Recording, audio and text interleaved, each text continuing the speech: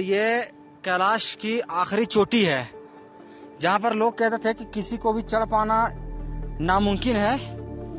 मैं इसके ऊपर चढ़ा हूँ।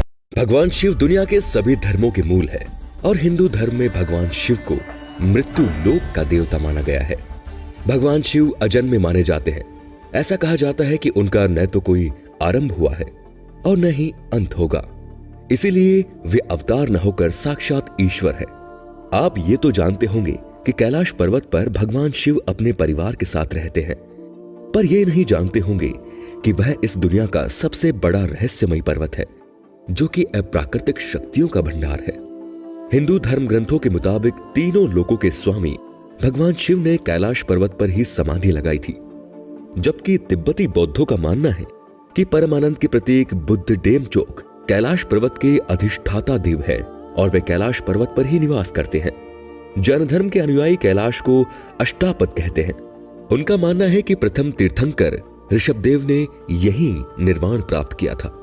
इस पर्वत के पश्चिम तथा दक्षिण में मानसरोवर तथा रक्षातल झील है। इस पवित्र पर्वत की ऊंचाई 6638 मीटर है। ऊंचाई के मामले में कैलाश पर्वत विश्व विख्यात माउंट एवरेस्ट से ज्यादा विशाल तो नहीं है, लेकिन कैलाश की भव्यता उसके आकार में है। ध्यान से देखने पर यह पर्वत शिवलिंग के आकार का लगता है, जो पूरे साल बर्फ की चादर ओढ़े रहता है। कैलाश पर्वत अमरनाथ यात्रा पर जाते समय रास्ते में आता है, जो तिब्बत की हिमालय रेंज में स्थित है। हिंदू धर्म में कैलाश पर्वत का बहुत महत्व है, क्योंकि यह भगवान शिव का निवास स्थान माना जाता है। लेकिन इसमें सोचने वाली बात यह है कि दुनिया की सबसे ऊंची चोटी माउंट एवरेस्ट को अभी तक 7000 से ज्यादा लोग फतेह कर चुके हैं, जिसकी ऊंचाई 8848 मीटर है। लेकिन कैलाश पर्वत पर आज तक कोई नहीं चढ़ पाया, जबकि इसकी ऊंचाई एवरेस्ट से लगभग 2000 मीटर कम यानी कि 6638 मीटर है। ये अब तक रहस्य ही बना हुआ है। वैसे कहा जाता है कि आज तक कोई मनुष्य कैलाश पर्वत पर नहीं चढ़ पाया है। जिसने भी कैलाश पर्वत पर चढ़ने की कोशिश की, उसकी मृत्यु हो गई। कैलाश पर्वत पर कभी किसी के नहीं चढ़ पाने के पीछे कई कहानियां प्रचलित हैं। कुछ लोगों का मानना है कि कैलाश पर्वत पर शिवजी निवास करते हैं और इसीलिए कोई जीवित इंसान वहां पर नहीं पहुंच पाता।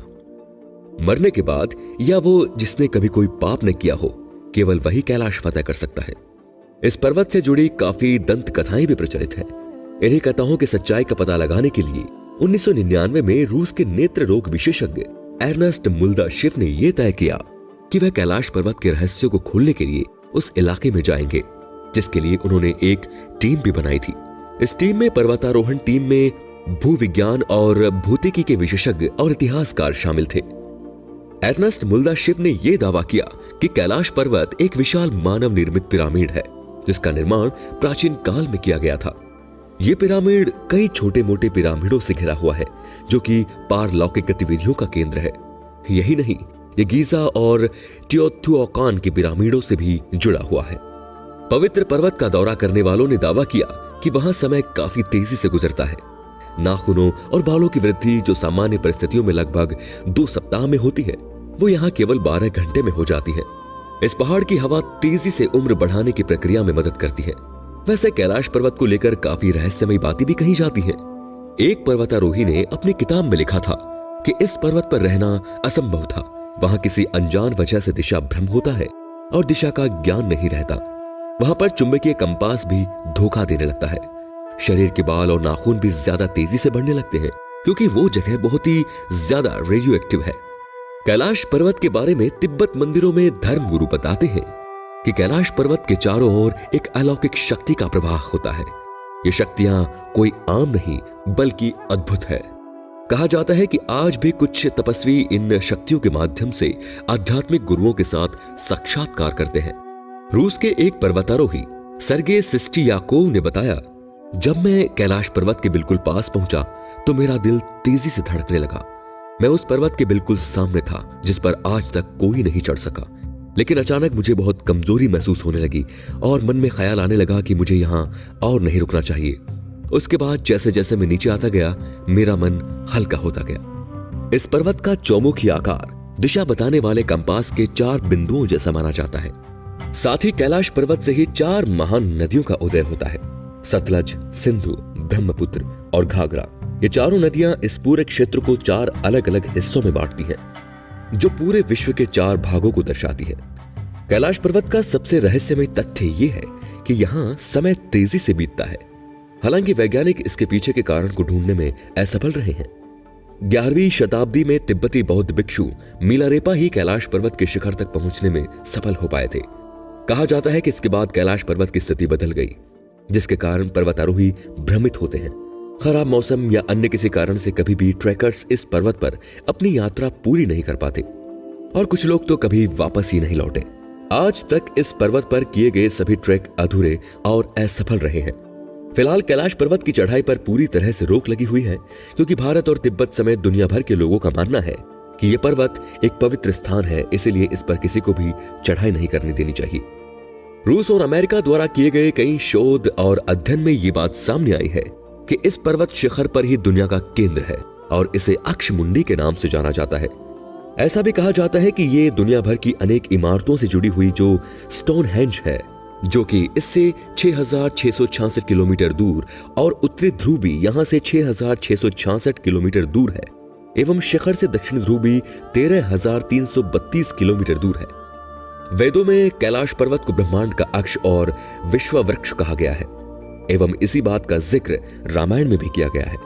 कैलाश पर्वत के ठंडे पहाड़ों पर जब सूर्योदय के समय सूर्य की किरणें पड़ती हैं, तो विशाल स्वास्तिक की आकृति बनती है, जिसे देखकर ऐसा लगता है कि भगवान सूर्य भगवान शिव को श्रद्धांजलि दे रहे हैं। दावा किया जाता है कि कई बार कैलाश पर्वत पर 7 तरह की लाइटें आसमान में चमकती हुई देखी गई हैं। नासा के वैज्ञानिकों का ऐसा मानना है कि हो सकता है कि ऐसा यहाँ के चुंबकीय बल के कारण होता हो। यहाँ का चुंबकीय बल आसमान से मिलकर कई बार इस तरह की चीजों का निर्माण कर सकता है। यदि आप कैलाश पर्वत या मानसरोवर झील के क्षेत्र में जाएंगे तो आपको निरंतर एक आवाज सुनाई देगी, जैसे कि कहीं आसपास में एरोप्लेन उड़ रहे हों। लेकिन ध्यान से सुनने पर यह आवाज डमरू या ओम की ध्वनि जैसी। वैज्ञानिक कहते हैं कि हो सकता है कि यह आवाज बर्फ के पिघलने की भी हो।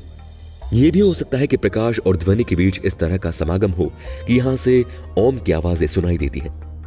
दोस्तों, कैलाश पर्वत इतना अद्भुत, अलौकिक और रहस्यमय है कि जिसके बारे में जितना कहा जाए उतना कम है। इस पर्वत के अनेकों रहस्यों की गुत्थी को आज भी वैज्ञानिक सुलझाने में लगे हुए हैं, क्योंकि वैज्ञानिक भी इस बात को मानते हैं कि कैलाश पर्वत कोई पर्वत नहीं है, बल्कि ये प्रकृति की एक रहस्यमय घटना है।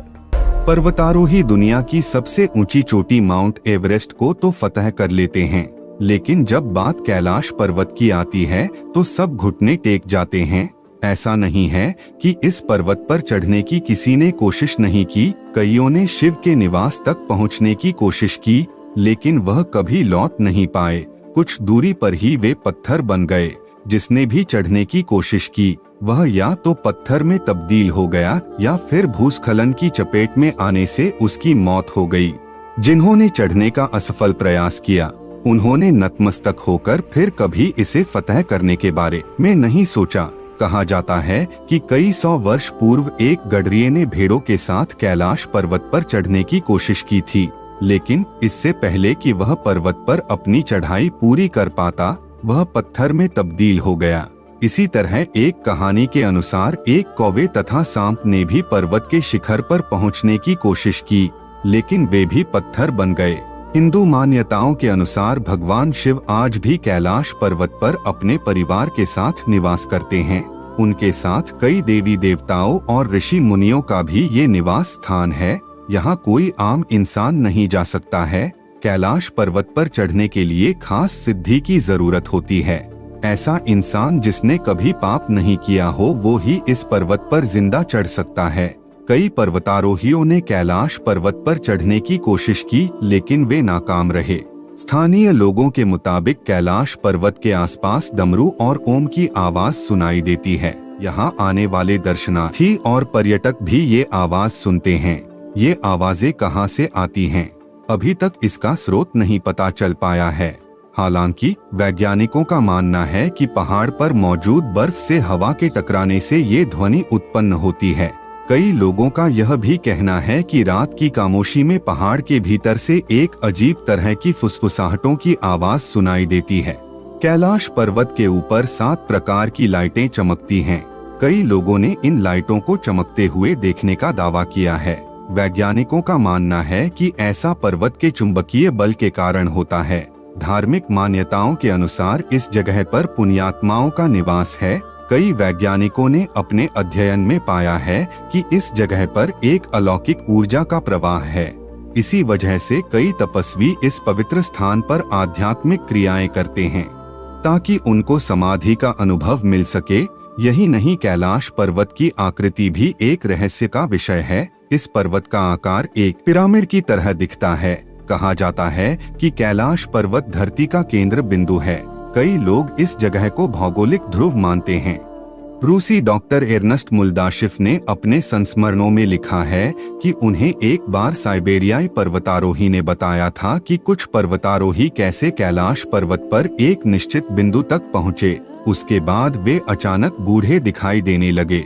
इसके एक साल बाद ही बुढ़ापे की वजह से उनकी मृत्यु हो गई। इटली के दल ने 1965 में चढ़ाई की कोशिश की थी, लेकिन इस दौरान अचानक मौसम खराब हो गया, जिस कारण चढ़ाई काफी कठिन हो गई तथा यह दल कामयाब नहीं हो पाया।